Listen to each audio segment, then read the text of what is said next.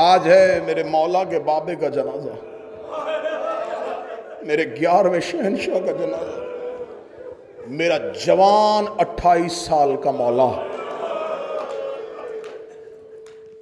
हमारे पंजाब में जो 8 रबीउल अव्वल का जुलूस निकलता है उसे किबला तुराबी साहब कहते हैं चुप ताज़िया। चुप ताज़िया का जुलूस निकलता लेकिन खामोश होते। हुसैन के ताज़िये पे मातम होता है, 8 रबीउल अव्वल का ताज़िया चुप क्यों होता है?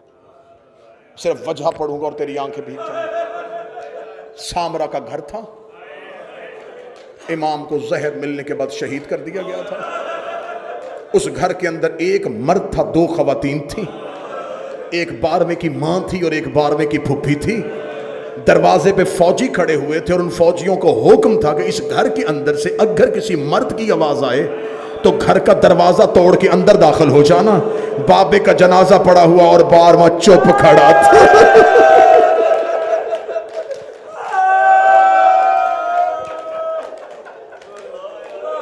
घर के पर्दे की खातिर मेरे मौला रोया नहीं बाबे के जनाजे पर। मिन्नत करके कहूंगा आज है 11वें शहनशाह का ताबूत उठना। इतनी चीखें मारना ये 12वें की हसरत है। इसको इसके बाबे के जनाजे पे रोने नहीं दिया गया था। इस मेरे आका मौला को ये मेरे मौला की यतीमी का जनाजा है। तुम इस मौला की रैयत हो, ये मेरे आका की यतीमी का जनाजा है। सामरा के एक मकान में मेरा 12वां चुप करके अपने बाबा के जनाजे को देख रहा था। जहर मिली है हसन को भी, जहर मिली है सजाद को भी, जहर मिली है बाकर को भी, जहर मिली है तकियो नकियो मूसा काज़म को भी, लेकिन इस 11वें इमाम की जहर में ये दर्द है। मैं गलत पढ़ूं मुझे 12वां माफ न करे। जहर मिली हुई थी और जालिम ताज़ियाने मार रहे थे। जहर मिली हुई थी और जालिम इमाम के हाथों पे ताज़ियाने। यकीनन मजलसों में मेरे आका मौला तशरीफ लाते हैं। अब तुम्हारी तरफ से क्योंकि मैं मिंबर पे खड़ा हूं, मैं आवाज दे के कहता हूं, ए मेरे वक्त के आका मौला, ए यूसुफ ज़हरा, ए आले मोहम्मद का इंतकाम लेने वाले, ए हम गरीबों की आस मौला, हम आपको आपके बाबा का पुरसा देने लगे हैं। और मेरे मौला मैं पुरसा देने से पहले पहला जुमला कहता हूं, मेरे मालिक आप बाबे के जनाजे पे बैठे थे लेकिन मौला आप चुप बैठे थे। मेरे मालिक ये गरीबी है, हम मातम करते हैं, लेकिन मौला बैठा तो तू बाबा के जनाजे पे था। हाय 4 साल की सकीना जो बाबे के जनाजे पे रोने के लिए आई थी, ना किसी ने रोने दिया, ना जनाजे पे बैठने।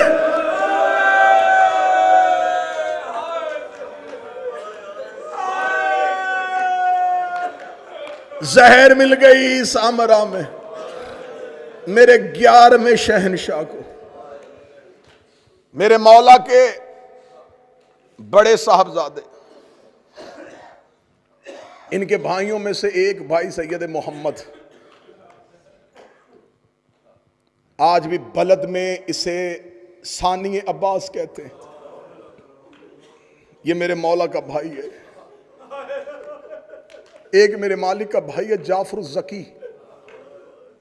इसे तारीख 2 लफ्जों से याद कर दिया, मेरा दोनों से इख्तलाफ है। एक लफ्ज वो है जो मैं मिंबर पे कह ही नहीं सकता। एक तवाब कहा जाता है, तौबा कर ली थी, अस्तगफिरुल्लाह, हो इमाम का बेटा, कोई दावा इमामत नहीं किया। 12वें की इमामत को महफूज रखने के लिए उस वक्त के शियों का चेहरा अपनी तरफ करवा दिया ताकि मेरा भतीजा महफूज रहे, जैसे उस अबू तालिब ने एक भतीजा बचाया था। ये आले मोहम्मद के घर का मजलूम है। जितने नकवी सादात बैठे हो ना, इनकी ज्यादा नस्लें इसी मेरे आका मौला से। जलालुद्दीन सुरखपोश उसी आका मौला की नस्ल में से है। ये मेरे वो शहनशाह मौला है जिसने तारीख के सितम ले लिए। आज भी मौरख ने 2 ऐसे लफ्जों से याद करता है मेरे मौला को, लेकिन खामोश रहा। जो ही मेरे 11वें का जनाजा तैयार हुआ, सरकार जाफर मुसल्ले पे थे, सिर्फ फौजियों और सिपाहियों को दिखाने के लिए कि महंदी तक कोई हाथ न पहुंचे। जो ही लोगों की सफ़े बंद गई, तो 5 साल का ज़ाहरी तौर पे मेरा 12वां पर्दे से आया, चचा के करीब आके खड़ा हुआ, रोते हुए चचा ने मुसल्ला छोड़ा, मेरा 12वां मुसल्ला इमामत पे आके अल्लाह अकबर कहा। इमाम का जनाजा इमाम पढ़ाता है, सिपाही तलवारें लेके आए और इमाम गायब हो गए। जनाजा पढ़ाने के बाद मेरा मौला नजरों से ओझल हो गया। मेरे मौला तेरे बाबे का जनाजा आने वाला है, हम मिन्नत करके एक दरखास्त करने लगे हैं, मौला तुझे इतनी मोहलत तो मिली थी ना, तू बाबा का जनाजा पढ़ाने के लिए आ गया था, मौला तुझे इतनी मोहलत तो मिली थी ना, तू बाबे के जनाजे पे आ गया। सज्जाद 7 मरतबा बाबे के जनाजे पे आया है, हाथों में रस्सियां बांध के ले जा रहे थे, बाबा बगैर कफन के छोड़ के चला। ये हौसले सैयदुल साजिदीन। कल वाला दिन है, फिर शब लग जाएगी, खत्म अयाम अज़ा, 100 के दिन खत्म होंगे, 100 खत्म नहीं होगा। तुम्हें गरीब ज़हरा का वास्ता, 2 महीने नौकरी की है मैंने तुम्हारी, मिन्नत करके कहने लगा गम के दिन खत्म होते हैं, गम खत्म नहीं होता। लिबास बदलना, सोग ना बदलना, लिबास तब्दील करना, अकीदे तब्दील ना करना। कल के बाद हो सकता है तुम्हें तवातर के साथ मजल से ना मिले, जैसे तुम्हें अयाम अज़ा में कभी इस बार का चले जाते थे, कभी फलां के घर में मजलिस, कभी फलां जुलूस में चले जाते थे, कल के बाद हो सकता है तुम्हें तवातुर से मजल से ना मिले। मैं शबीर का मुसाफिर जाकर हाथ बांध के कहता हूं, मजल से ना भी मिले, पानी देखना तो रो लेना, अपनी बेटी के सर पे चादर देखना तो रो लेना। तू शाम को थका हुआ घर आए, तेरी बेटी तेरे सीने पे जर रखे, तो अपनी बेटी को देख के रो ले। अपनी आंखों के कशकोल खुश्क ना होने देना, आंसुओं को जारी रखना। ये रुमाले सैयदा इनकी जगह है। अयाम गम खत्म होते, ये तो उनकी करीमी है, ये तो उनका करम है कि उन्होंने हमें दुनियावी मामलात के लिए आजाद कर दिया। गम से आजाद ना होना, फिर अगले साल कौन रहेगा? जो जिंदा रहेगा वही हुसैन की आशूर पे आएगा ना, वही गरीब ज़हरा का जनाजा उठाएगा। ये बड़ा आसान होता है तेरा मेरा इमाम बारगाहों से निकल जाना, लेकिन जब अपने गम के दिन खत्म हो तो अलविदाई पुरसे में इतना जरूर कह देना, मौला हम तो अपने घरों को वापस जा रहे हैं, ना तेरी सकीना गई है, ना तेरी ज़ैनब गई है, तेरी बहन भी शाम के जंगलों में सो गई, तेरी बेटी भी शाम के जंगलों में सो गई। आसान था अली की बेटियों के लिए, क्या आसान था ज़हरा की बेटियों के लिए? 11वें शहंशाह का जनाजा, जहर मिल गई सामरा में, जहर के बाद ताजियानों से जख्मी किया गया,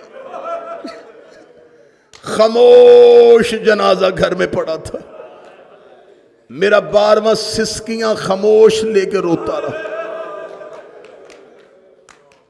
मेरे आका मौला ने बाबे की तदफीन न देखी, बस जनाजा पढ़ाया और फौजियों की तलवारें नियाम से निकली और मेरे आका मौला नजरों से ओझल हो गए। वो दौर गुजरा, फिर उसके बाद चंद साल फिर गैबत कुबरा का दौर है। जब से गैबत कुबरा शुरू हुई है, पर्दा गैबत में बैठा हुआ लहू रो रहा है। हर रोज अपनी तलवार को नियाम से निकाल के मुंह नजफ की तरफ करता है, रो के कहता दे इज़्ने ज़ुहूर, मैं जमाने से पूछूं मेरी दादियों का कसूर क्या था। शहाबुद्दीन मरशी नजफी ने अपने मुकाशिफात लिखे हैं, उन मुकाशिफात में उन्होंने लिखा कि मैंने जब जिस आका मौला की ज़ियारत की उसे किस हालत में देखा। उन्होंने जब 12वें का मुकाशिफा लिखा, वो पढ़ूंगा और इसी पे जनाजा आ जाएगा। वो कहते जब मैंने अपने आका मौला की ज़ियारत की है तो मेरे मौला के रुखसारों पे लहू था। वो कहते मैं पूछना चाहता था ये लहू कैसा है, या मैंने देखा इमाम ने मुट्ठी को खोला और आंखों से लहू आ गया। मैंने इमाम की आंखों में लहू के आंसू देखे। मैंने रो के कहा मौला मैंने तो सुना खून हुसैन का बेटा रोता था। फरमाया वो सिर्फ 40 साल रोए थे, मैं पूरी गैबत में लहू रो रहा हूं। मैंने रो के कहा मौला तेरी मुट्ठी में क्या है जिसे देख के लहू रोते हैं। इस जुमले पे जनाजा आएगा, मातम की तैयारी करना। महाराजी कहते हैं 12वें ने अपनी मुट्ठी खोली तो मुझे 4 लोहे की मेखें नजर आई। वो कहते मैंने तड़प के कहा मौला ये कौन सी मेखे है। जमीन पे गिर गया मेरा 12वां, रो के तो ये वही लोहे की मेखे है जो मेरी दादी के पहलू में बेबस हो गई थी।